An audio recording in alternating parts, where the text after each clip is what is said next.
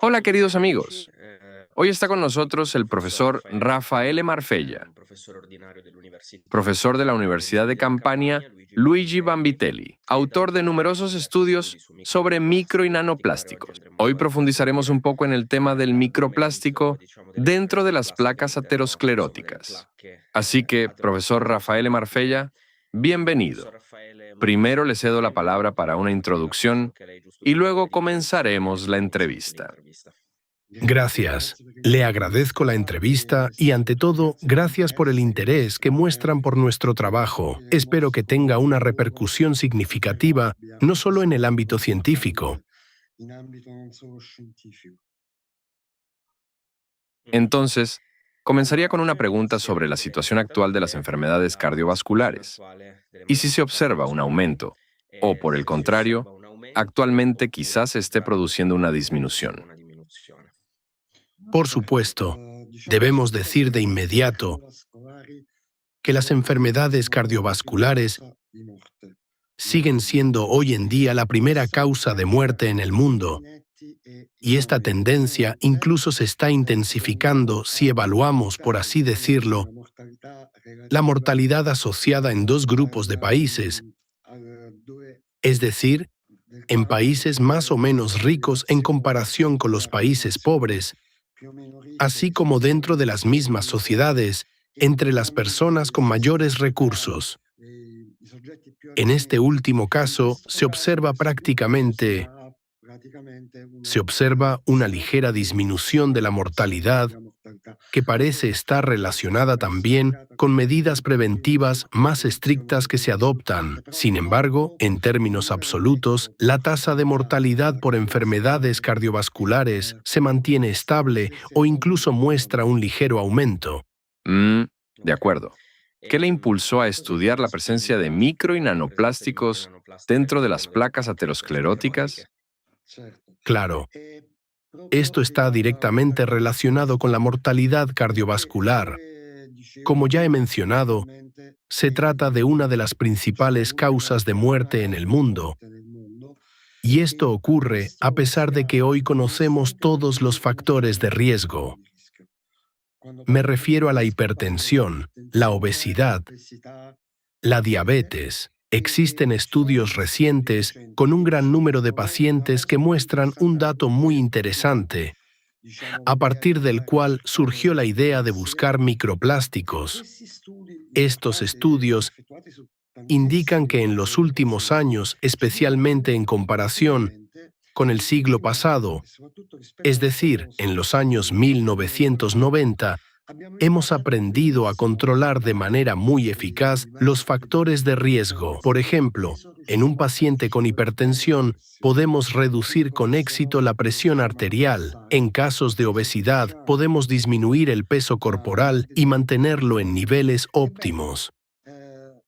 Sin embargo, a pesar de todos estos esfuerzos y de las mejoras alcanzadas, las enfermedades cardiovasculares siguen en aumento. Por ello nos planteamos la siguiente pregunta: si controlamos bien todos los factores de riesgo conocidos y la mortalidad no disminuye, entonces debe de existir algo más que aún no estamos teniendo en cuenta y que probablemente esté influyendo en esta mortalidad. Debo decir que en 2018, cuando comenzamos a considerar la hipótesis del papel del plástico, nos centramos en el problema de la contaminación. Sabemos que la contaminación, no solo atmosférica, sino ambiental en general, ha ido aumentando de manera constante en los últimos años. Y dentro de este problema dirigimos nuestra atención a la contaminación por micro y nanoplásticos. Empezamos a partir de una observación. Creo que conocen bien la llamada isla de plástico, una enorme acumulación de residuos plásticos en los océanos.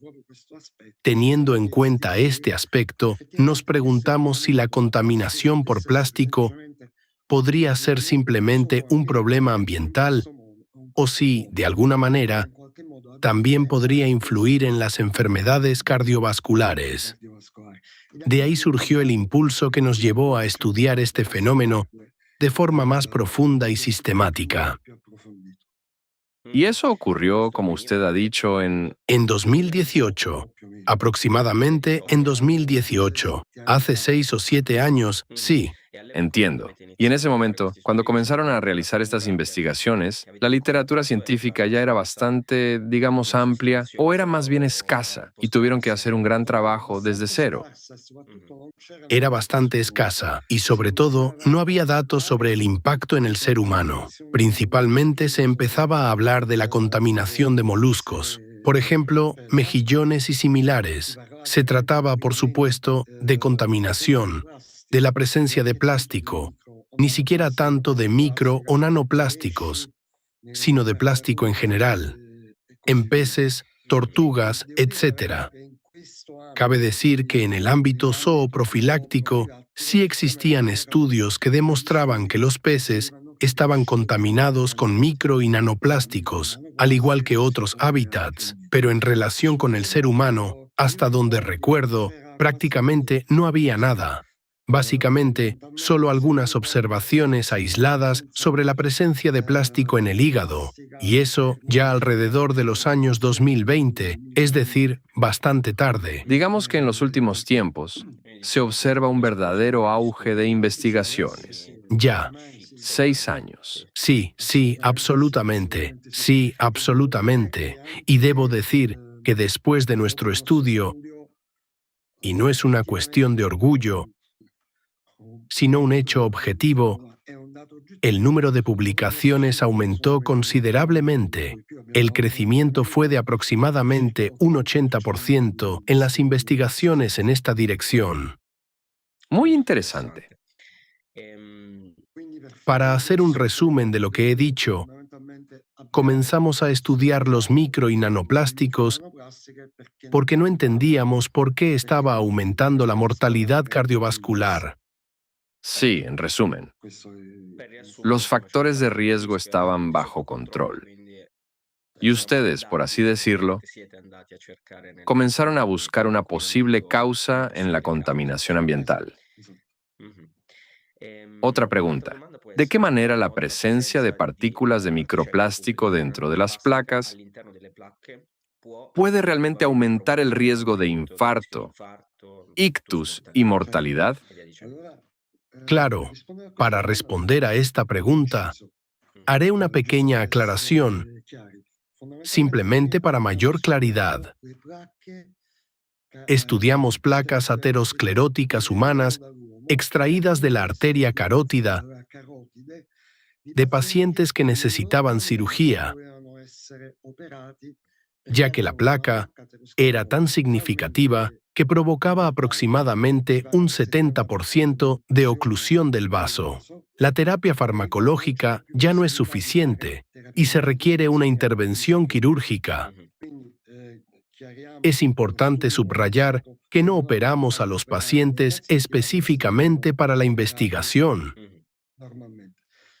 Estas cirugías se realizan por indicaciones médicas estándar. Nosotros simplemente obtuvimos las placas en distintos hospitales de campaña donde se llevan a cabo estas intervenciones. ¿Por qué es tan importante la placa carotídea? Porque nos proporciona una prueba directa de los procesos que ocurren en el organismo humano a nivel molecular. Es como si realizáramos un estudio en un modelo experimental, una rata, un ratón, etc., donde analizamos el vaso sanguíneo. Dado que los fragmentos extraídos tras la cirugía normalmente se desechan porque ya no son necesarios, nosotros los utilizamos para el análisis científico. Cabe mencionar que este tipo de estudios moleculares sobre la aterosclerosis los realizamos desde la década de 1990. Se trata de una metodología bien establecida que hemos aplicado también en otros contextos. ¿Por qué es tan importante este modelo? Porque nos permitió estudiar cómo la contaminación por microplásticos en el ser humano durante la vida puede contribuir a lo que llamamos ruptura de la placa. Y es precisamente este evento el que conduce al desarrollo de una enfermedad cardiovascular, como un infarto o un ictus. ¿Por qué? Porque deben saber que se trata de una placa aterosclerótica, y si es dura y estable, no causa problemas. ¿Cuándo se vuelve peligrosa? Se vuelve peligrosa cuando la placa se vuelve frágil. No sé cómo explicarlo mejor.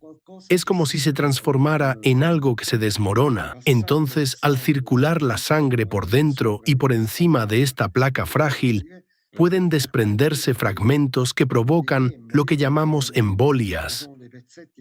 En realidad, se trata de pequeños fragmentos que viajan por el torrente sanguíneo y pueden obstruir vasos más pequeños, lo que conduce a la interrupción del flujo sanguíneo hacia determinados órganos y, en consecuencia, a un infarto. ¿A qué se debe esta fragilidad de la placa? Está relacionada con un aumento de la inflamación. Es algo similar a cuando nos cortamos la mano y aparece un halo rojizo y doloroso alrededor de la herida. Ese tipo de inflamación, con las diferencias propias del lugar donde se produce, también ocurre dentro de la placa.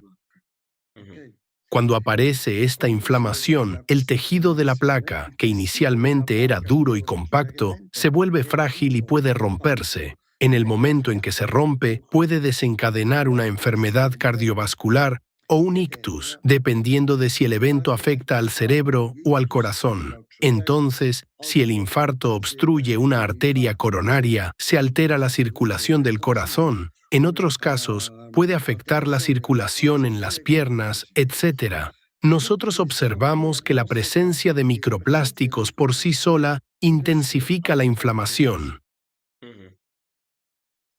Es decir, la presencia de microplásticos dentro de la placa es reconocida como un cuerpo extraño. Y como nuestro organismo funciona de tal manera que cuando detecta un cuerpo extraño, ya sea un virus, una bacteria o, en este caso, plástico, activa todos los mecanismos de defensa inmunitaria destinados a atacarlo, ya sea envolviéndolo, fagocitándolo o incorporándolo. A continuación, se activa toda una serie de enzimas inflamatorias que actúan mientras exista la bacteria o el virus. De este modo, destruyen el patógeno y el proceso inflamatorio disminuye. ¿Cuál es el problema? El problema es que, cuando estas células intentan actuar sobre el plástico, las enzimas que normalmente destruyen bacterias y virus no funcionan contra él. Como consecuencia, estas células quedan hiperestimuladas en la producción de inflamación. El plástico no se ve afectado por este tipo de reacción, permanece inalterado. Por lo tanto, se mantiene un estímulo constante de la respuesta inflamatoria que, con el tiempo, conduce a la muerte de estas células inmunitarias. La liberación continua de moléculas inflamatorias dentro de la placa activa todo el proceso y favorece su inestabilidad. Esto se parece a cómo funcionan las enfermedades autoinmunes, ¿más o menos? Exactamente correcto. Absolutamente correcto. Precisamente en relación con esto, quiero hacerle la siguiente pregunta. Dado que nosotros, como Movimiento Internacional Social Alatra, nos hemos centrado en particular en la propiedad de los micro y nanoplásticos de acumular y mantener carga electrostática, una característica reconocida que parece representar un problema, es decir, en cierto modo, se enmascaran como lípidos u otras sustancias orgánicas, atrayéndolas a su superficie, y por ello en algunos casos, los anticuerpos no pueden reconocerlos, a diferencia del mecanismo que usted ha descrito. Siguiendo esta línea de razonamiento, la pregunta es la siguiente. Según sus investigaciones, y considerando la propiedad de la carga electrostática de los micro y nanoplásticos, ¿han observado la propiedad de las cargas en el potencial de superficie de los eritrocitos? ¿Y podría este tipo de carga electrostática favorecer la agregación de los glóbulos rojos y, por lo tanto, aumentar el riesgo de trombosis? Es una pregunta muy específica, pero queríamos plantearla. Claro, absolutamente. Debo decir que en nuestro estudio no analizamos esta situación, porque objetivamente no estudiamos la sangre. Como ya he mencionado, estudiamos la placa. Por lo tanto, dentro de la placa ya se había producido la captación y hablamos, por así decirlo, del empaquetamiento del microplástico dentro de la placa. Sin embargo, puedo decir que he leído varios estudios que abordan esta cuestión y que objetivamente confirman que la membrana del eritrocito se vuelve menos adaptable al flujo sanguíneo.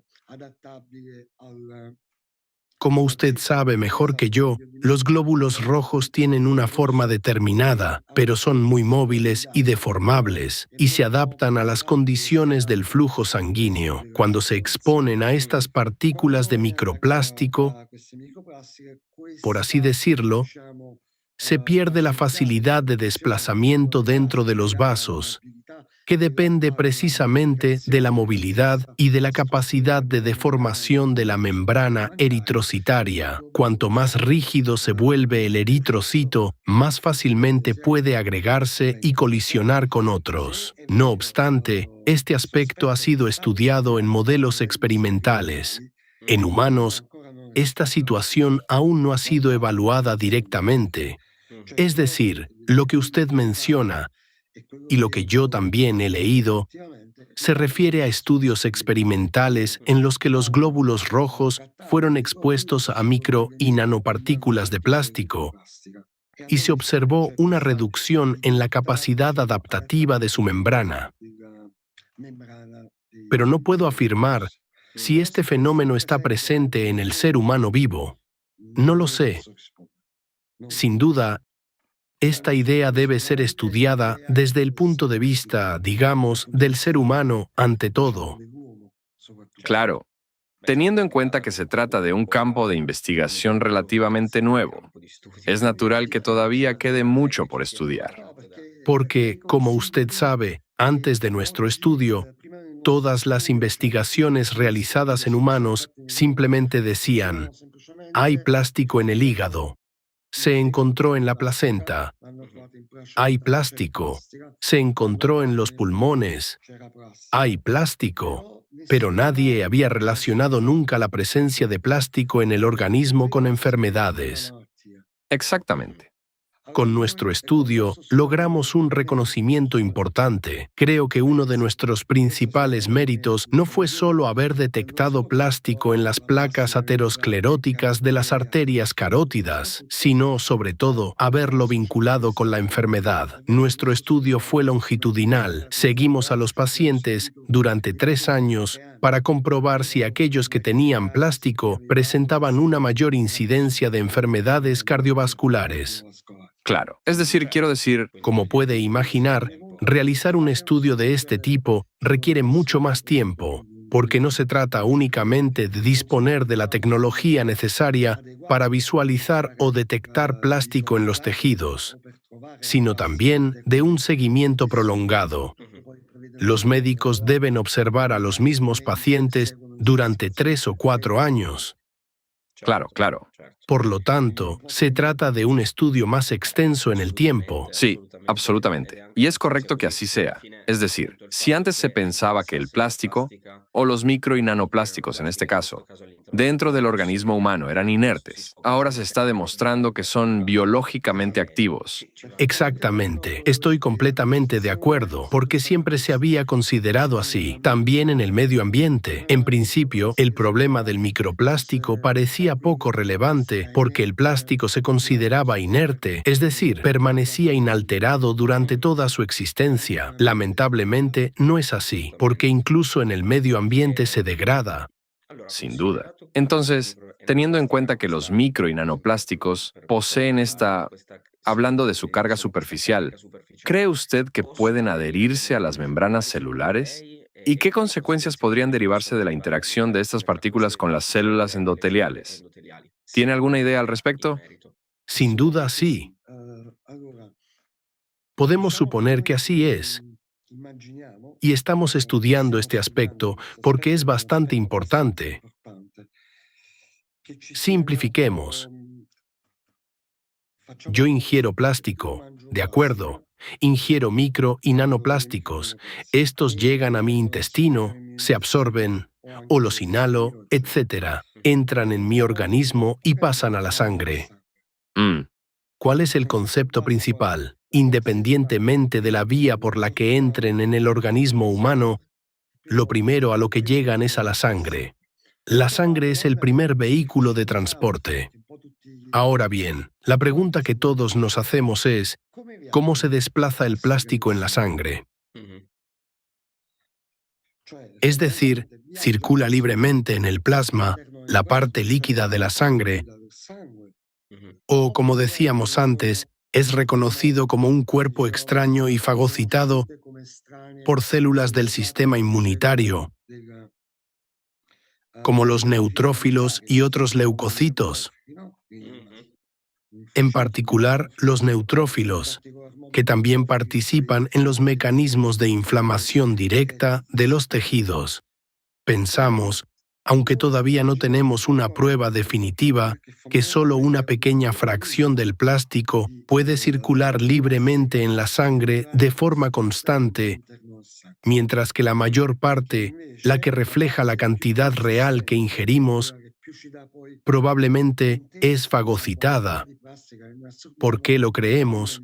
Porque observamos que, al tomar muestras de la misma persona en distintos días, los niveles de plástico eran extremadamente variables. Por ejemplo, en una persona hoy podemos encontrar 10 unidades de plástico, por decir una cifra. sí.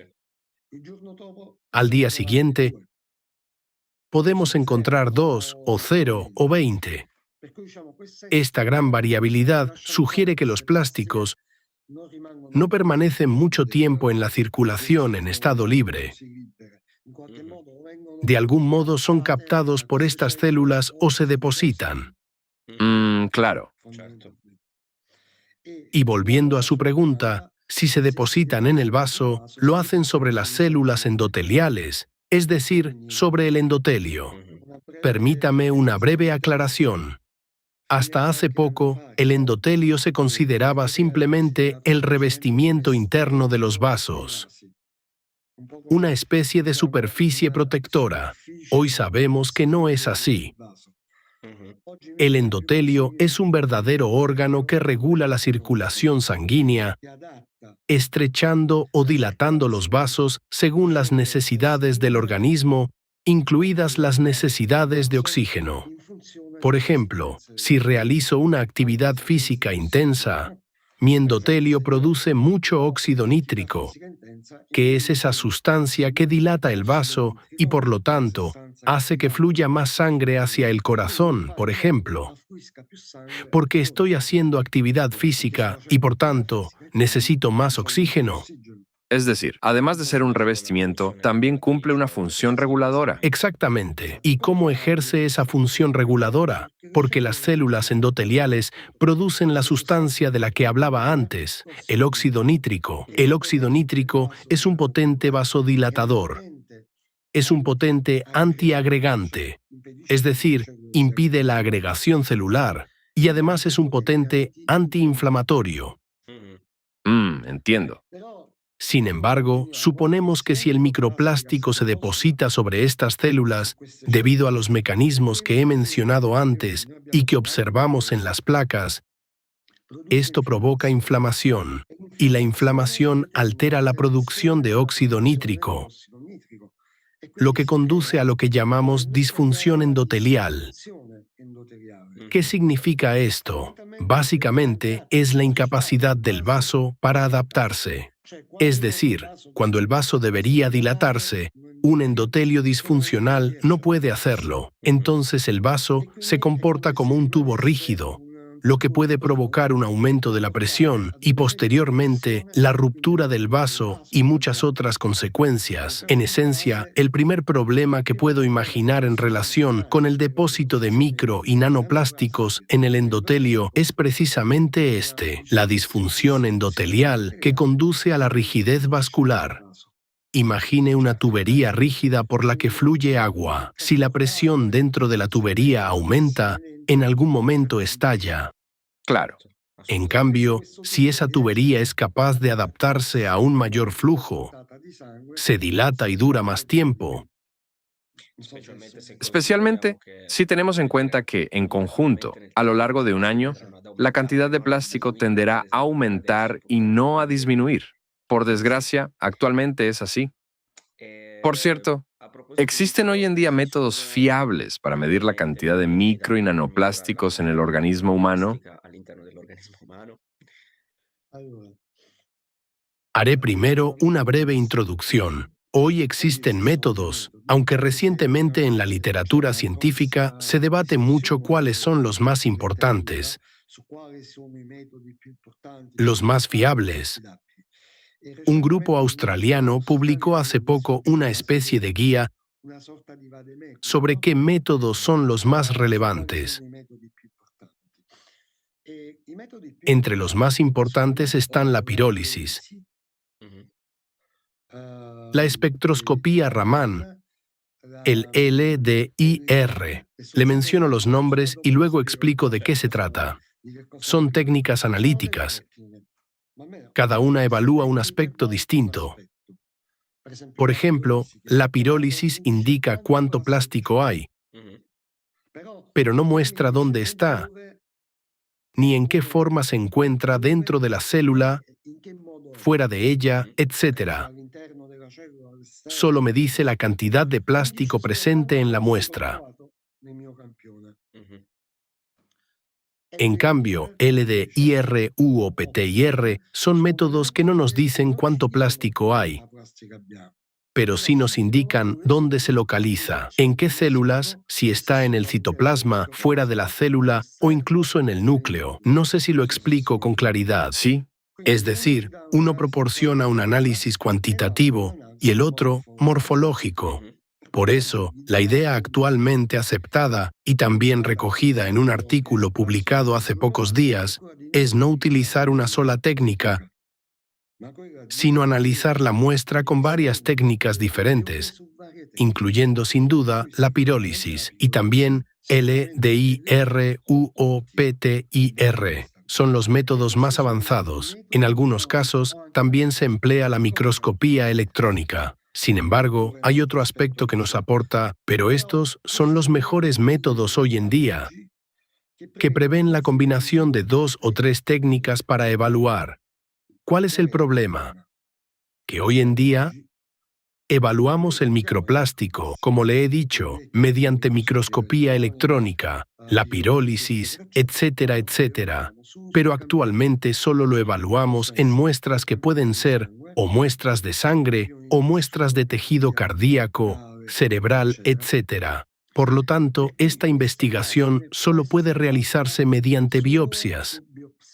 Y usted se da cuenta de que yo nunca puedo ir a un paciente y hacerle una biopsia cardíaca para ver si hay plástico. Claro. Estas investigaciones solo pueden realizarse en pacientes que, por otros motivos médicos, ya se someten a estos procedimientos. Este es un vacío importante porque actualmente no nos permite llevar a cabo estudios poblacionales amplios, es decir, determinar con precisión cuánto plástico está presente en grandes grupos de personas. Como ya he mencionado, la sangre, que sí puede extraerse con facilidad, no es un marcador estandarizable, es muy variable y no proporciona datos definitivos. Los datos más precisos provienen del tejido. Por lo tanto, realizar hoy un estudio en una población de 100.000 personas es prácticamente inviable. Lo digo porque nosotros estamos estudiando este problema en nuestro centro de investigación en Bambitelli. Tenemos una línea de investigación dedicada al desarrollo de métodos no invasivos más avanzados. No invasivo significa que no es necesario realizar una biopsia, es decir, no es necesario cortar y extraer un fragmento de tejido, sino que podamos detectar la presencia de plástico mediante técnicas como la tomografía computarizada, la resonancia magnética o los rayos X. ¿Y esto podría verse en todo el cuerpo? Sí, le explico. Porque yo también lo estaba pensando. De eso estamos hablando. En una tomografía, pero me parecía algo futurista. Exactamente, exactamente. Eso es lo que quería decir. Al día de hoy, estas tecnologías aún no son aplicables en la práctica clínica, pero las bases existen. Hace 2 años se realizó un estudio utilizando PET y resonancia magnética en ratones, en el que se detectó la presencia de microplástico en el organismo de un ratón, después de haberle administrado plástico por vía oral. Mediante esa tomografía, Mediante esa técnica de imagen. Actualmente estamos desarrollando, aunque esto requiere tiempo, una metodología basada en estudios con PET, utilizando agentes de contraste que permitan identificar ciertas características químicas y físicas del plástico. ¿De acuerdo? sí. Sería una especie de PET combinado con resonancia magnética, que es otra técnica de imagen de la que disponemos. Y todo ello estaría asistido por un sistema de inteligencia artificial. Es decir, todavía es pronto, pero le pongo un ejemplo.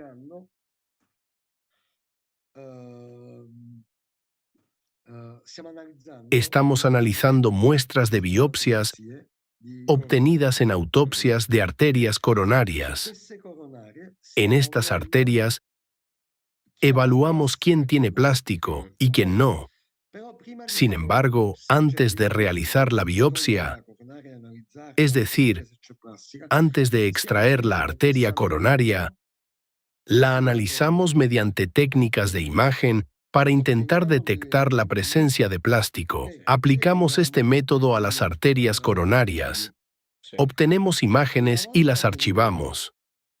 Una vez que determinamos qué muestras contienen plástico y cuáles no, debemos entrenar a la inteligencia artificial para que identifique las diferencias químicas, físicas y morfológicas presentes en las placas con plástico en comparación con las placas coronarias sin plástico. Espero haberme explicado con claridad. Sí, y actualmente ustedes están trabajando en ello. En fase experimental. En fase experimental, y además de manera localizada, porque una tomografía no es algo rutinario. Exactamente. Lo hacemos de forma localizada porque debemos partir de un contexto controlado. Primero necesitamos una confirmación definitiva de que el método funciona. Claro, que realmente funcione. Después dispongo de este equipo que llamo X. ¿De acuerdo? Tengo una muestra procedente de una autopsia, porque, de otro modo, no podría hacerlo. Es decir, una arteria obtenida en autopsia y la paso por un escáner especial que registra todas las características morfológicas y fisicoquímicas, entre otras. Y hacemos esto con todas las placas. Si tengo 10 placas, aplicamos el procedimiento a las 10. ¿Puedo hacerle una pregunta? Perdón por interrumpir, pero es una pregunta de alguien no experto, que seguramente interesará también a nuestros espectadores. La cuestión es sobre el medio de contraste. Es decir, si paso esto por el escáner y necesito un medio de contraste para resaltar las estructuras que me interesan, imagine una máquina como una TAC. Es decir, tener una especie de camilla con un medio de contraste debajo, que hace que, precisamente, se genere contraste entre el cuerpo. Es un contraste que debe administrarse por vía intravenosa. Esa era la pregunta. Sí, se inyecta en una vena. Solo por vía intravenosa, entendido. Después se distribuye por todo el cuerpo. Eso ya ocurre de forma habitual. Bien entendido. Actualmente ya realizamos tomografías con medio de contraste para visualizar determinadas situaciones clínicas. De acuerdo. Entonces, como decía, paso las 10 placas por el escáner. Las imágenes se introducen en un sistema de inteligencia artificial que analiza los aspectos químicos, físicos, morfológicos y bioquímicos. Una vez que todo está archivado, le indico al sistema: observa las placas 1, 7, 8 y 10. En ellas había plástico. ¿Cuál es la diferencia con respecto a las que no lo tenían? Es algo parecido a un chat GPT utilizado para identificar diferencias en parámetros que, para nosotros, requerirían muchísimo tiempo de análisis manual. Claro, tiene una capacidad de cálculo mucho mayor. Es evidente. Exactamente, pero insisto, esto aún requerirá años de trabajo. Por supuesto. Pero es interesante que haya mencionado este centro de investigación. Quizá pueda contarnos un poco más sobre cómo surgió. Con mucho gusto. Se creó después de la publicación de nuestro trabajo científico en New England, que es una de las revistas médicas más importantes del mundo, gracias al apoyo de nuestro rector, el profesor Nicoletti, que se mostró muy entusiasmado con la idea. Se nos dio la oportunidad de crear en mi departamento en Vanvitelli un centro de investigación dedicado al estudio de los micro y nanoplásticos en el contexto de las enfermedades cardiovasculares. En este centro trabajamos los clínicos médicos, pero también químicos, físicos, bioquímicos, radiólogos, entre otros especialistas. Es un equipo multidisciplinar y cada uno desarrolla su propia línea de investigación, aunque todos compartimos un objetivo común y, por supuesto, estamos constantemente en búsqueda de financiación para continuar nuestro trabajo. Bueno, eso... Esto es bastante costoso. Imagino que el equipamiento también. Exactamente. Sí. Por ejemplo, quería preguntarle por la microscopía Raman que ha mencionado, pero usted dijo que en realidad existen métodos ¿Más avanzados? Sí. más avanzados, como los que ha mencionado antes. Sí. La pirólisis. Pirólisis. LDIR, que nos permite observar la morfología celular. Y ahora también existe un dispositivo llamado OPTIR, que es aún más eficaz porque permite alcanzar tamaños de detección todavía más pequeños. Bien. Estamos en negociaciones para adquirirlo y su coste es de 1.200.000 euros. Entiendo. En general, estudiar el microplástico, por desgracia, todavía no es algo económico. No, requiere una inversión considerable. Y es importante decirlo. Nosotros también trabajamos en la difusión de información precisamente por eso. Actualmente contamos con fondos universitarios, pero lamentablemente en Italia estos fondos han sido reducidos drásticamente. Esperamos poder continuar con el mismo nivel de éxito y, por supuesto, los patrocinadores son bienvenidos, realmente son necesarios. Absolutamente. Y en relación con esto, ¿qué tan importante considera usted que es en este momento aumentar la concienciación pública sobre el impacto negativo del microplástico en la salud humana? Es fundamental, incluso más importante que lo que podamos hacer en los próximos años desde el punto de vista técnico. En mi opinión, todos los problemas comienzan a resolverse cuando las personas son conscientes de su existencia. Si no hay conciencia, el tema permanece como una investigación de nicho, una información limitada a un círculo reducido. Pero usted se da cuenta de que hacer tomar conciencia del problema es sin duda difícil, pero incluso si lo logramos, luego resolverlo es algo muy complicado, también porque hoy podemos decir que nuestro estilo de vida está realmente ligado al plástico. Se puede decir que es una civilización basada en el plástico. Exactamente. Precisamente, por eso es un camino muy largo. De hecho, el centro de investigación se creó con este objetivo. Cuando hablo de lucha, me refiero a intentar comprender el problema del plástico y poner en marcha procesos que, quizá dentro de 50 o 100 años, reduzcan su impacto. Eso es prevención primaria. Claro, claro. Si razonamos en términos médicos humanos. Sin embargo, hoy podemos hacer algo en prevención secundaria, esto ya se puede hacer, y pronto publicaremos otro artículo en el que hemos puesto de manifiesto que algunos fármacos, es decir, actuar cuando el plástico ya está dentro de nosotros. Fundamentalmente, esto es la prevención secundaria, es decir, tratar de contrarrestar los efectos. Y dado que antes decíamos que la inflamación es uno de los efectos más importantes del plástico, nosotros hemos demostrado, y dentro de algún tiempo debería publicarse este otro artículo, que algunos medicamentos que ya utilizamos actualmente para otras patologías, imagine la diabetes, la hipertensión y otras que tienen un fuerte componente antiinflamatorio, parecen actuar también sobre la inflamación inducida por los microplásticos. En las placas ateroscleróticas. Exactamente, en las placas ateroscleróticas. Hemos confirmado estos datos y esperamos publicarlos pronto. Se trata de una terapia sintomática. No actuamos sobre el plástico en sí, que permanece en el tejido, sino sobre sus efectos. La terapia ideal, y aquí volvemos a hablar del futuro, sería encontrar un tratamiento capaz de reducir la presencia de microplástico en el organismo. Es decir, si ingerimos plástico, deberíamos ser capaces de eliminarlo o al menos disminuir su cantidad. Claro.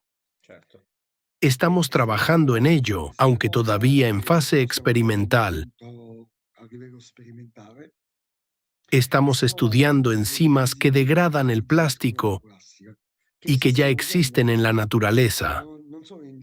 Es decir, no son enzimas creadas artificialmente. Algunas provienen de la bacteria Ideonella sakaiensis, descubierta cerca de un vertedero de plástico en Japón. Esta bacteria se alimenta de plástico, es decir, así como nosotros comemos un bocadillo para obtener energía. Claro. Esta bacteria obtiene energía degradando el plástico. De acuerdo. Además, existen enzimas obtenidas de hongos que también son capaces de degradar el plástico. Estos hongos se cultivan sobre material plástico. Hemos creado un cóctel de estas enzimas y lo estamos probando en cultivos celulares. Es decir, las hemos puesto en cultivo. Hemos comprado células endoteliales que actualmente se pueden adquirir. Sí. Hemos introducido plástico dentro de estas células en un cultivo, como se denomina. En la práctica es una pequeña bandeja donde se encuentran las células y nosotros podemos interactuar añadiendo o retirando sustancias. Claro. Primero añadimos distintos tipos de plástico y observamos que la inflamación aumentaba. En una segunda fase, añadimos las enzimas y obtuvimos dos resultados importantes. Las células sobrevivieron, lo que significa que las enzimas no las dañaron y además observamos una reducción del 70% en la inflamación asociada al plástico. Pero hay que subrayar que este estudio se realizó únicamente en condiciones de laboratorio. Por lo tanto, todavía estamos lejos de una aplicación terapéutica. Dentro del organismo, por supuesto, todo es diferente. Se necesita toda una vida. Me refiero a la degradación del plástico. Entiendo que hablamos de micro o nanoplástico. ¿La degradación es completa? Es decir, ¿ese 70% desaparece por completo? No, ese 70% significa que el volumen se redujo en un 70%. Ah, entendido. Pero muchas partículas realmente disminuyen de tamaño. Tenemos imágenes en las que se observa una reducción del 50% del tamaño. Del fragmento. Sin embargo, estas cifras pueden variar, porque también dependen del tiempo y todavía no disponemos de datos definitivos. Claro. En este momento, estamos evaluando si estas enzimas realmente funcionan y, sobre todo, si no dañan las células. Y por eso decía que el dato más importante es que no provocaron muerte celular y que además observamos una reducción de la inflamación. Pero, repito, no quiero que esto suene a ciencia ficción. Claro. Esta línea de investigación está en desarrollo y llevará muchos años. Una línea experimental. Exactamente. Es muy interesante, muy interesante. Muchísimas gracias por compartirlo con nosotros. Y una última pregunta, casi como sacada de un sombrero.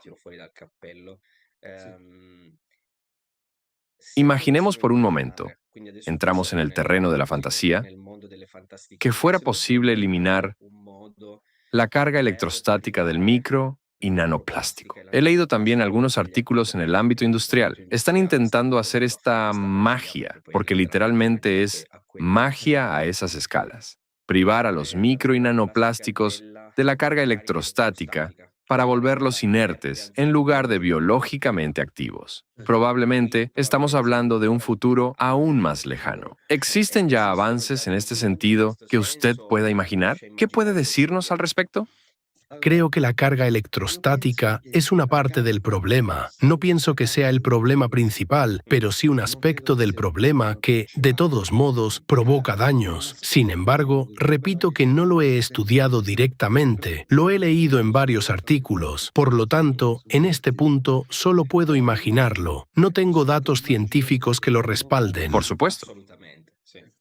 Entonces, es una hipótesis. En esencia, puedo imaginar que, aunque se elimine la carga eléctrica, esta sustancia igualmente no es reconocida por el organismo como una sustancia amiga, es decir, no entra en lo que nosotros llamamos el self, o sea, en lo propio del organismo. Claro. Sigue siendo, por así decirlo de forma muy simple, un cuerpo extraño que el organismo reconoce como tal, independientemente de la presencia de cargas. Y en cualquier caso, desencadenaría una reacción inmunitaria. En fin, Creo que sí, creo que sí. También porque usted puede imaginar, siempre pongo el ejemplo de un corte en la piel, que es lo que todos podemos visualizar con mayor facilidad. Si a usted le queda un pequeño fragmento de madera dentro de una herida, la herida continúa estando activa, independientemente de la carga electrostática que pueda tener. claro, claro. ¿Por qué? Porque sigue siendo identificado como un cuerpo extraño. Y en el momento en que se retira la astilla, la inflamación disminuye. Sí, claro. Si una astilla de madera permanece en la herida, siempre habrá pus, material orgánico, inflamación, dolor. Es decir, simplemente su presencia debe eliminarse de alguna manera. Por suerte, contamos con un sistema de defensa, pero en algunos casos, como en este o en las enfermedades autoinmunes, se vuelve perjudicial. Claro, además, estaba pensando en el hecho de que, según se desprende de los estudios, logran atravesar la barrera hematoencefálica. Por lo tanto, si se alojan en el cerebro, se vuelve un poco difícil, por así decirlo, eliminarlas del cerebro. Sí, absolutamente. Y le diré más. Actualmente estamos recopilando datos sobre hemorragias cerebrales espontáneas. Hemos observado la presencia de plástico dentro del hematoma cerebral en pacientes que fueron operados no por nosotros específicamente, repito, sino porque necesitaban cirugía debido al hematoma, es decir, a la acumulación de sangre en el cerebro, y encontramos plástico allí. Ahora estamos realizando un seguimiento para entender si la presencia de plástico influye de alguna manera en la recuperación del paciente. Entiendo, porque quiero decir que permanece incluso después del propio evento. Sí, porque nosotros no lo eliminamos. Yo puedo retirar lo que está en el hematoma, pero en otras zonas seguirá habiendo. Si la he encontrado en el hematoma, es muy probable que esté en todas partes y en otros lugares. No sé si me explico. Sin duda, sí.